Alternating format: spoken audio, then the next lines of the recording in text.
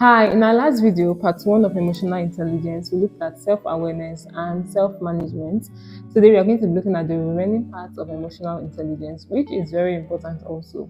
And we are looking at social awareness and relationship management. So let's start with social awareness. But before we continue, hope you've subscribed. Please do well to subscribe so that a lot of persons can have access to this video.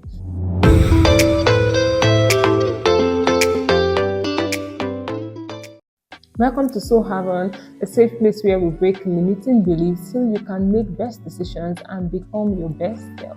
If this is your first time here, I'm Manuela Ismail Uduabulu and I am your host. I'm a psychotherapist, a mental health consultant for workplace and a team coach. Okay, let's get started. So today we're going to be looking at social awareness, which is another vital part of emotional intelligence.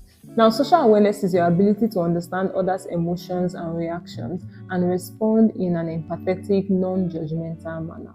So this is something we actually need in our time, your ability to understand other people's emotions and reactions. And I know some persons might be wondering, what's my business? Why do I have to understand how other people react? Why do I have to understand other people's emotions? Like, how is it my business, right? But actually it's your business, and it actually shows how emotionally intelligent you are. Because in our world is made up of relationships, and we need relationships to thrive. If you're in a relationship with people, you should be able to understand their emotions, right? And that's one way that you can connect better with them. So it's not just you. You should be able to understand people's emotions. You should be able to understand their reactions. Why are they reacting the way they do? Not just yourself, right? Why are they reacting the way they do? What emotion are they feeling at this point in time? It actually helps you sync more with this person that you are in a relationship with. And also your ability to respond in an empathetic, non-judgmental manner. So someone comes to you and they share how they are feeling. First, your ability to understand that emotion and your ability to respond, right, actually shows how emotionally intelligent you are, and it builds relationship. It also helps you in your leadership skills, right? So you're leading a group of people and you're able to tell when things are off. They can share certain things with you because they know you won't judge them and you would really understand what they are feeling. Trust me, that is a leadership skill, right? And emotional intelligence provides that. So for you to know you're socially aware, one, you can consider, are you an excellent listener? Right? Do you listen actively? Listen to understand, not just to respond or to argue.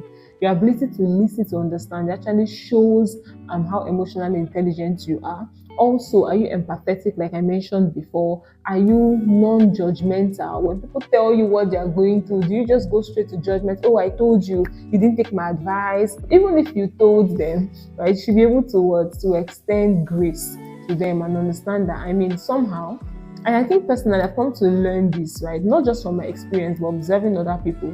We tend to learn better when we experience certain things rather than observing. So if you're left to observe to learn, you find it quite difficult. But when you experience it, it sticks more.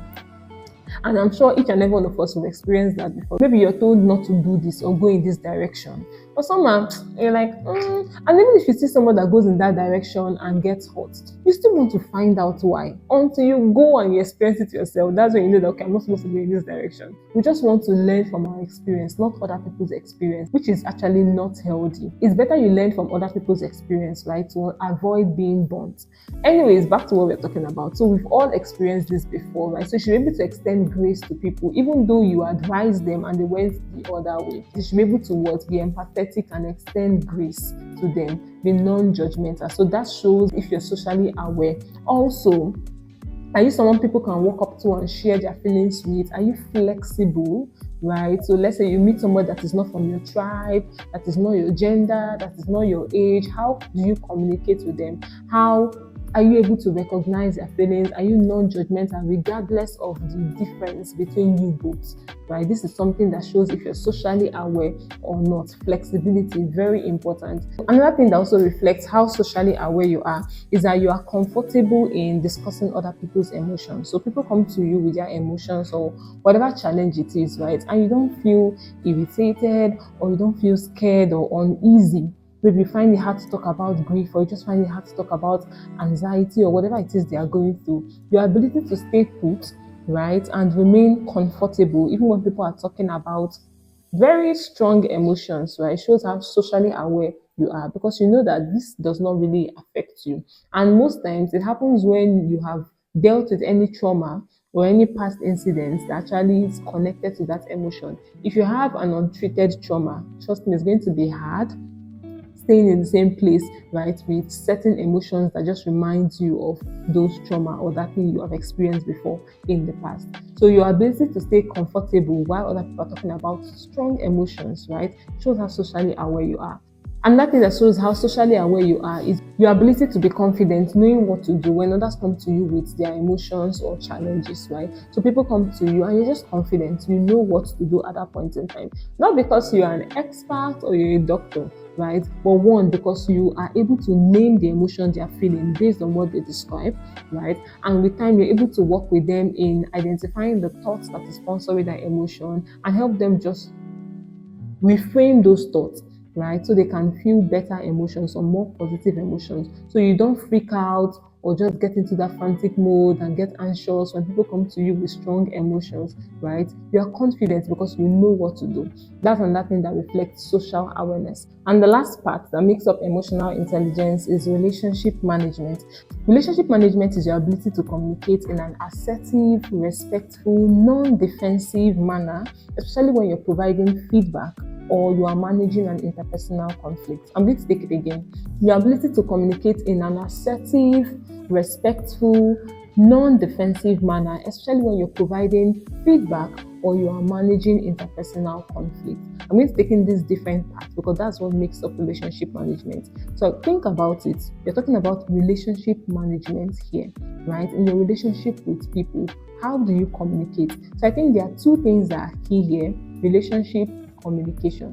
And communication is the life wire of any relationship or lifeline of any relationship. Where there is poor communication, you will barely see life in that relationship, right? So how you communicate actually matters a lot in a relationship. So your ability to communicate assertively. What does it mean to communicate assertively, right? You are clear. You are communicating considering your emotions, your feelings, and considering the feelings of others, right? You don't hold back on anything, but you're speaking respectfully. You're expressing how you feel about something and you're considering other people's also. So you're not giving backhanded compliments, you're not insulting, you're not raising your voice, you're not aggressive, it's not passive aggression, you're not holding back on your feelings, you are not neglecting yourself, but you're communicating how you feel, you're communicating your view while considering other people's point of view and considering how other people will feel when you speak. That is communicating assertively. You're not scared, you don't feel less of yourself, so you hold back on certain things. No, you're communicating your point, but you're doing it in a respectful way. Another part of this is non-defensive. So when you are communicating with people, do you always stay on the defensive side? Someone gives you their feedback and immediately you're defensive and you're like, oh, it's because of this, you did this, that's why. You're apologizing and immediately you're following it up with defense. Oh, because you did this, that's why I did this to you. No, just apologize straight up.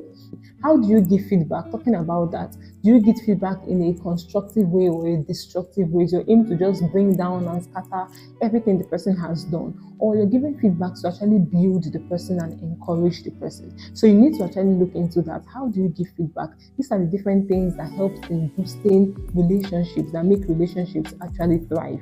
And if you're doing well in this area, then your emotional intelligence is up there. Now, here are some signs that show that you're able to manage your relationship. Just like I mentioned before, right? You are clear and respectful when you are communicating. You are non-defensive. You're also non-judgmental. Also, you are able to take negative feedback from others. So yes, it might hurt, it might sting, but you don't get defensive and blow off the air and get upset and all of those. And you're someone that can manage the atmosphere. You can manage your team. You can manage your group, even when there are intense emotions, because you know how to handle things well.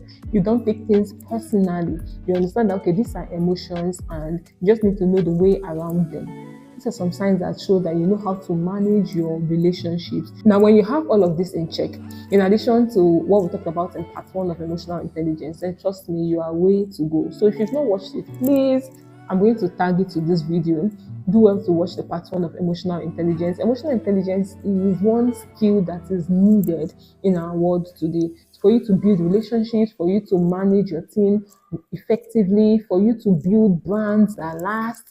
whatever it is you want to do, emotional intelligence is really important to build your business. I mean, everything you do, you really need people, and you need to be emotionally intelligent to really handle people and build relationship that will last, right, and be productive. So that brings us to the end of our video today. Hope you got value for the time spent here. If you've not subscribed, please do well to subscribe. Share this video because there are a lot of people that would love to learn what you just learned now. And also do well to comment. I'm going to be reading every single thought. What do you think? Do you have any questions? Do you have any additions, subtraction? Put it in the comment box. I'm going to be reading. Till we meet again, I remain Emanuela Isineme Udwebulu, your host and psychotherapist. Have a lovely day.